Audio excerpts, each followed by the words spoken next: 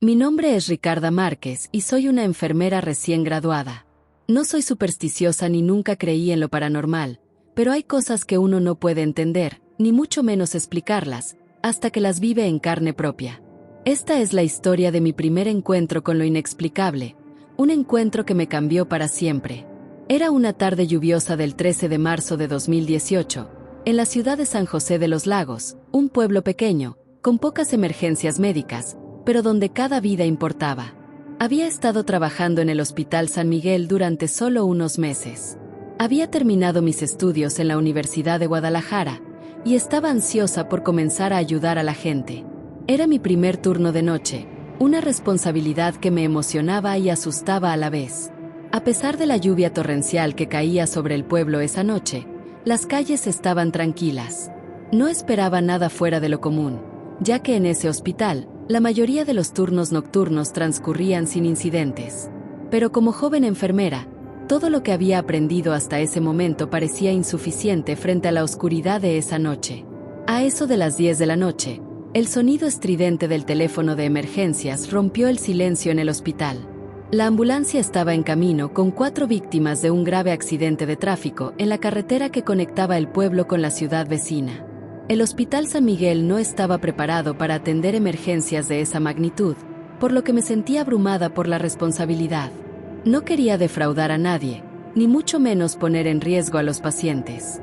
Me preparé rápidamente, con las manos temblorosas y el corazón acelerado, y me dirigí a la sala de urgencias. Sabía que debía mantener la calma, pero a medida que las puertas de la sala se abrieron y los paramédicos comenzaron a ingresar a los pacientes, mi respiración se volvió más irregular. La tensión en el aire era palpable.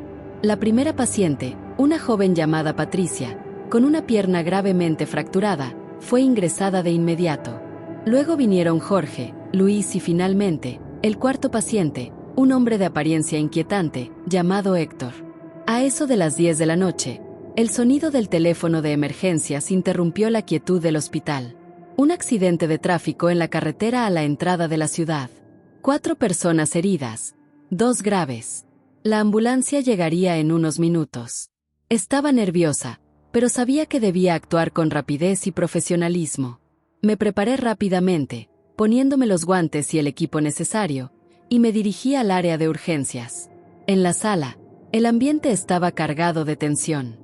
El médico de turno ya había comenzado a revisar a los heridos que comenzaban a llegar.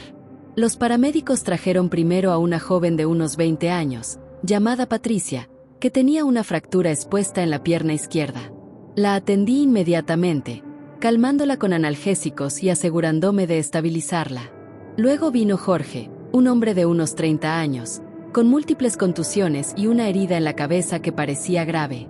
Tras revisar su estado, lo estabilizamos y lo dejamos en observación.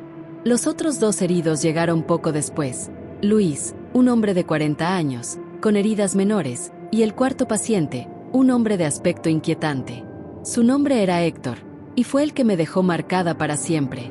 Él estaba completamente cubierto de sangre, pero lo que más me inquietó no fueron sus heridas, sino su apariencia. Era un hombre de unos 45 años, con el cabello largo y enmarañado, una barba tupida, y vestía una camiseta de una banda de rock oscura, desgarrada por los bordes. Sus ojos, aunque apenas visibles a través del desorden de su rostro, reflejaban algo extraño. No era dolor, sino una tristeza profunda, casi como si ya supiera lo que le esperaba.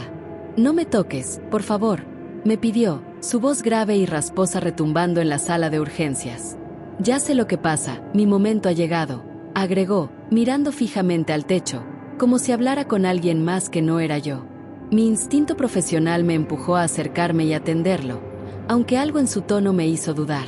Tal vez era el cansancio o la tensión del momento, pero sentí como si una fuerza extraña me frenara. Sin embargo, no podía dejarlo morir sin intentarlo. Me acerqué para revisarlo, pero en cuanto lo hice, algo cambió en el aire. Un viento gélido recorrió la habitación, haciendo que me erizara la piel. El monitor que medía su ritmo cardíaco comenzó a emitir ruidos extraños, intermitentes, como si algo estuviera interfiriendo con la señal. Mi corazón comenzó a latir más rápido, pero aún así, no retrocedí. Algo me decía que debía continuar. «Héctor», Necesito que me dejes ayudarte, le pedí, intentando tranquilizarme mientras comenzaba a ponerle la vía intravenosa. Fue entonces cuando vi algo que no podía entender. Sus ojos se tornaron de un rojo intenso, brillante, como si estuvieran iluminados desde dentro. Su piel comenzó a adquirir un tono pálido, casi gris, y sentí que algo me envolvía. No era la fiebre o el cansancio, sino una sensación de opresión, como si el aire se estuviera volviendo más denso.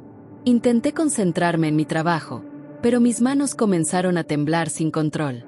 Al intentar inyectarle el medicamento, sentí como si mi brazo se descontrolara, como si alguien más lo estuviera moviendo.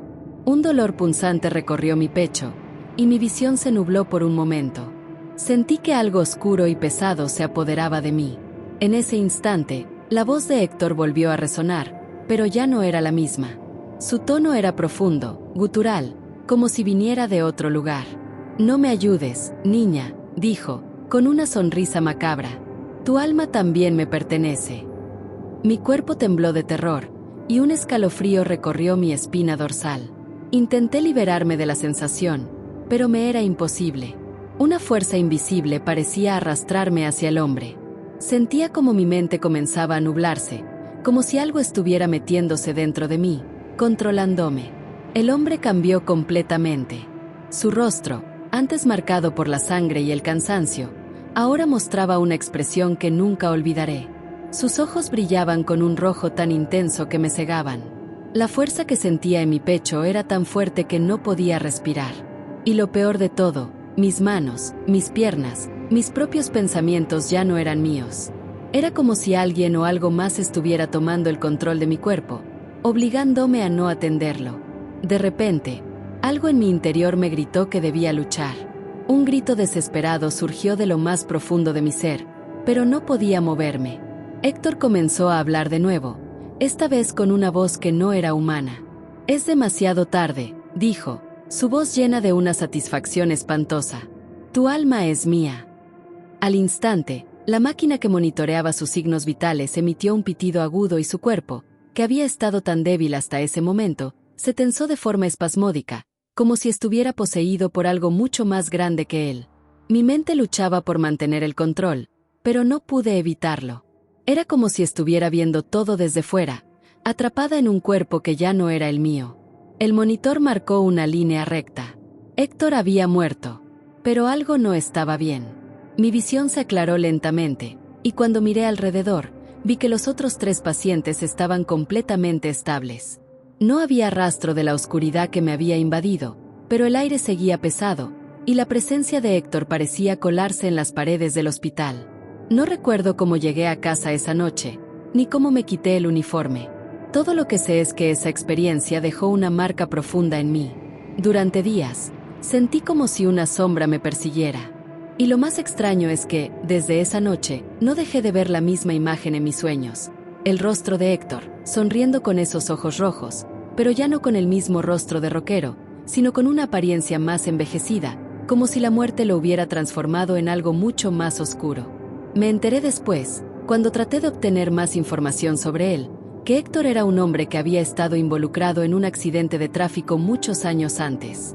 Había sobrevivido al choque, pero la tragedia no terminó allí.